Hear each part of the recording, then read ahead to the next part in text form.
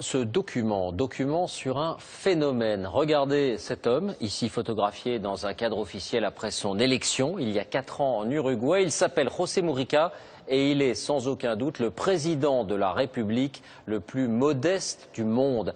Il refuse d'habiter dans les palais, il a même vendu l'une des résidences présidentielles. Il met un point d'honneur à vivre comme un retraité ordinaire, dans sa ferme, pour afficher son opposition à la société de consommation. Nos envoyés spéciaux, Maryse Burgot et Laurent Desbois, l'ont rencontré. Voici leur reportage.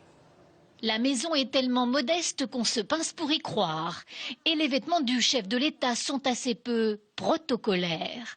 Ce matin-là, José Mujica, 78 ans, président de la République de l'Uruguay, nous reçoit chez lui en vieux survêtement.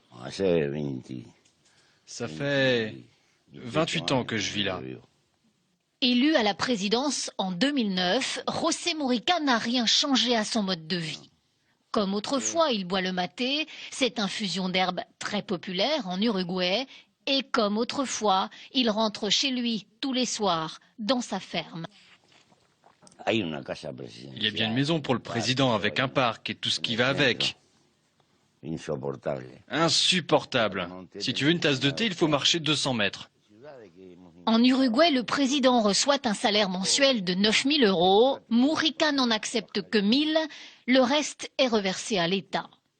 L'ex-guérillero d'extrême gauche est aujourd'hui un président totalement hors norme, un ovni politique façonné par ses années de prison sous la dictature militaire. J'ai dû vivre pendant 10 ans dans des conditions extrêmes.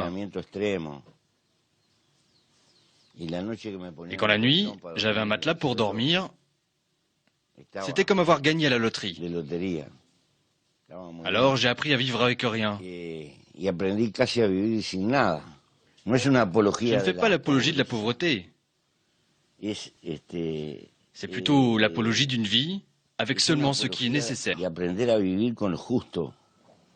Chez les Mujica, pas de personnel de maison, la première dame se charge de la cuisine. Le racetisme n'est pas une façade. Ils prônent aujourd'hui tous les deux un socialisme matiné d'économie de marché et ils sont d'accord sur la place du couple présidentiel. Il y a eu des femmes de présidents qui ont joué ce rôle de première dame, mais moi je travaille, j'ai été élue sénatrice.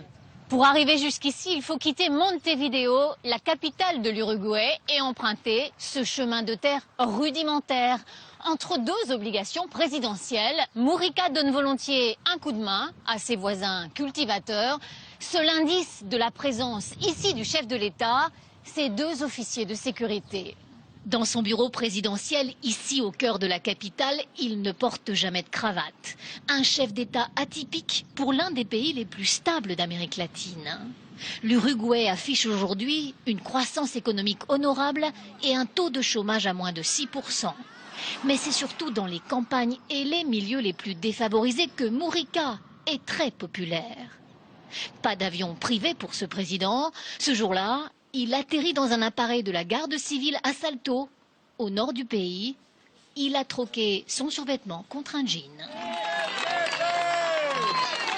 Il vient inaugurer des logements sociaux pour des mères célibataires.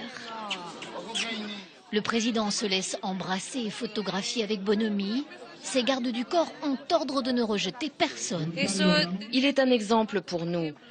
Avant lui, personne ne reversait son salaire, c'était même plutôt le contraire.